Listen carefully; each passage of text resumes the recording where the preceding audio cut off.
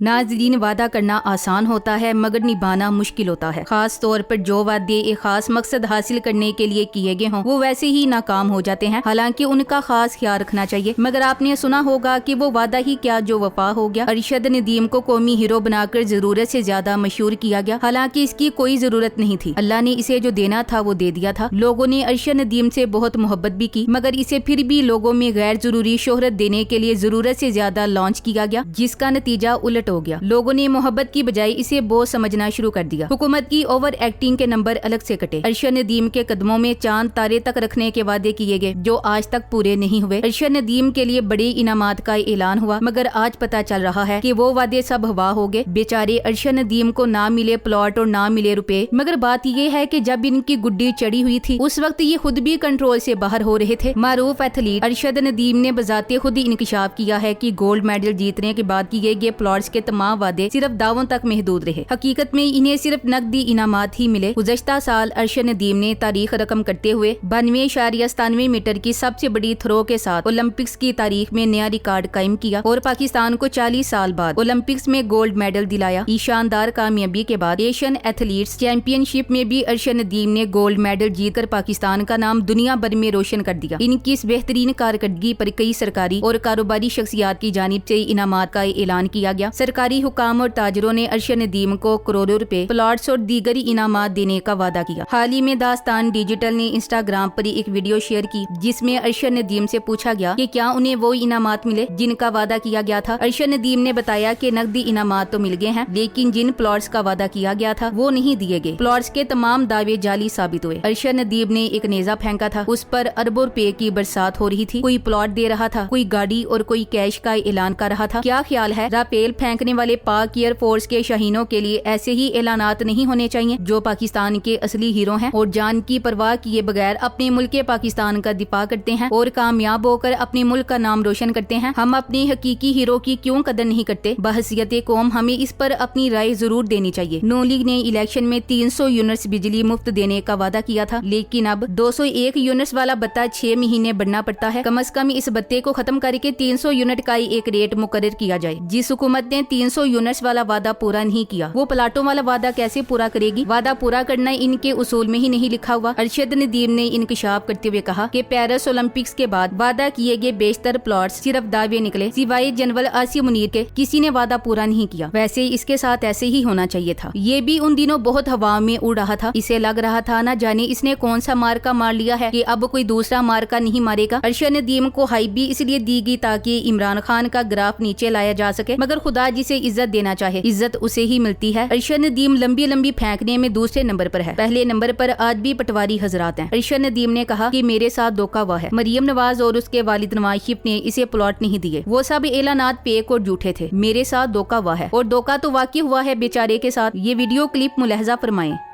देखिए, इसमें जितने भी इनामात की उन्होंने ऐलानात किए थे और उसमें अगर देखा है तो ये जो प्लॉट थे वो सारे फेक थे। बाकी जितने भी इनामात थे वो सारे अल्हम्दुलिल्लाह जी सारे अल्हम्दुलिल्लाह। हर काम में 2 नंबरी हुकूमत ने अरशद नदीम को एक जेवलन तक न लेकर दी, मगर इसकी कामयाबी का सारा क्रेडिट खुद ले रही थी। जो भी एजाज उसने जीता वो सारी मेहनत खुद अरशद नदीम की थी। हो सकता है इस बार अरशद नदीम दोबारा जेवलन थ्रो में कोई कारनामा सरंजाम दे ले और हुकूमत को याद आ जाए कि हमने तो इस कौमी हीरो को अभी तक प्लॉट्स ही नहीं दिए। अरशद नदीम को चाहिए एक बार फिर भरपूर कोशिश करे, शायद इस बार इसके मरे हुए प्लॉट जिंदा हो जाएं। हो सकता है मुस्तकबिल में इनमें से एक प्लॉट पर अरशद नदीम गरीबों के लिए एक अस्पताल तामीर करे। जब अस्पताल मुकम्मल होकर काम करना शुरू करे तो उस पर मरियम नानी अपने नाम की तख्ती लगाने पर इसरार करेगी, क्योंकि इसे तो आदत है दूसरों के प्रोजेक्ट्स पर अपने नाम की तख्ती लगाने की। मरियम ने कहना है क्योंकि ये प्लॉट हमारी हुकूमत ने दिए थे इसलिए इस अस्पताल का नाम भी मेरे नाम पर होना चाहिए। लोग मरते हैं तो उनके नाम पर फलाही इदारे और अस्पताल बनाते हैं, मगर इस शरीफ टब्बर की ज़हनी हालत देखें कि जीते जी दूसरों के नाम हटाकर अपना नाम लगा रहा है। अरशद नदीम के लिए भी इसमें गहरा सबक है। अगर आप कोई अवार्ड या एजाज या कप या तमगा जीता करते हो تو اسے اپنی قوم کے نام کیا جاتا ہے۔ ارشد ندیم نے اپنے گولڈ میڈل کو اپنے لیے صرف انعام حاصل کرنے کا ذریعہ سمجھا۔ اس نے عزت کو چھوڑ کر صرف لالچ کو فوقیت دی۔ کہتے ہیں نا، لالچ بری بلا ہوتی ہے۔ آج ارشد ندیم کی بات سن کر یہ محاورہ یاد آ گیا۔ کم از کم اسے اپنا اصل مقصد یاد رکھنا چاہیے تھا۔ ارباب اختیار میں بیٹھ کر یہ آدمی 25 کروڑ عوام کو بھول گیا۔ اشرافیہ کی گود میں بیٹھنے سے پہلے سوچنا چاہیے تھا کہ انسان کا اصل تعلق اس کی مٹی کے ساتھ ہوتا ہے۔ اس تعلق کو اپنے لوگوں اور مٹی سے مضبوط بنانا چاہیے۔ اشرافیہ تو موقع کی مناسبت سے آپ کو گود میں بٹھاتی ہے اور جب جی چاہے پٹک کر نیچے پھینک دیتی ہے۔ وہ کہتے ہیں نا، ہر چمکتی چیز سونا نہیں ہوتی، مگر آپ نے ہر چمکتی چیز کو عام عوام پر ترجیح دی، کیونکہ اس وقت اس ملک کی ایلیٹ نے اسے کندھے پر اٹھایا ہوا تھا۔ زیادہ روشنی ہو تو آنکھیں چندیا جاتی ہیں، اتنی زیادہ روشنی میں دیکھنا ممکن نہیں ہوتا، اس لیے خود کو اتنی زیادہ روشنی کا عادی نہیں بنانا چاہیے۔ اعتدال میں بڑی برکت رکھی ہے اللہ تعالیٰ نے، اعتدال اللہ کو پسند ہے۔ اگر وقار کے ساتھ اپنی عزت اور شہرت کو ہینڈل کرنا ہے تو عمران خان کو دیکھیں، اس شخص کی زندگی عزت، شہرت اور محبت سے بری ہوئی ہے، مگر وہ کبھی اپنے آپے سے باہر نہیں ہوا۔ خان کو مشرف نے وزارت کی پیشکش کی، مگر انہوں نے وقار کے ساتھ اس کا انکار کیا۔ جتنا کوئی انسان عاجز پسندی اختیار کرتا ہے، اللہ تعالیٰ اسے ویسے ہی رتبے سے نوازتا ہے۔ ارشد ندیم نے گولڈ میڈل کیا جیتا، اس نے اپنا آپ ہی بلا دیا۔ اسے یاد ہی نہیں رہا کہ وہ اس ملک کے اس طبقے سے تعلق رکھتا ہے جس کا باپ خود دہاڑی دار مزدور ہوتا ہے اور جس کی ماں ایک عام گھریلو عورت ہوتی ہے۔ ارشد ندیم کی تو بیوی نے ایسے جون بدلی کہ دیکھنے والے دیکھتے رہ گئے۔ ارشد ندیم کے گولڈ میڈل جیتنے سے پہلے وہ کس رنگ روپ کی مالک تھی؟ ارشد ندیم کے گولڈ میڈل جیتنے کے بعد تو اس کا میک اوور ہی پکڑا نہیں جاتا تھا۔ عزت، شہرت، دولت کے فیصلے اللہ کی طرف سے ہوتے ہیں، اس لیے ان پر غرور کرنے والے پچھتاتے رہ جاتے ہیں، اور جو لوگ عزت، دولت، شہرت پر اتراتے نہیں، وہی اس کے اصل حقدار ٹھہرتے ہیں۔ ارشد ندیم نے جب اولمپکس میں 92 میٹر دور نیزہ پھینک کر گولڈ میڈل جیتا تو وہ جانتا تھا کہ یہ اعزاز دراصل عمران خان کی بدولت حاصل ہوا، کیونکہ 1992 میں پاکستان نے عمران خان کی سربراہی میں پہلا ورلڈ کپ جیتا تھا۔ ایشین ٹورنامنٹ میں ایک مرتبہ پھر ویسا ہی معجزہ ہوا جب ارشد ندیم نے 86.4 میٹر دور نیزہ پھینک کر گولڈ میڈل جیت لیا۔ ارشد ندیم جانتا ہے کہ اس نمبر میں ایک اشارہ پنہا ہے۔ 86 یعنی 1986 اور 4 یعنی چوتھا مہینہ اپریل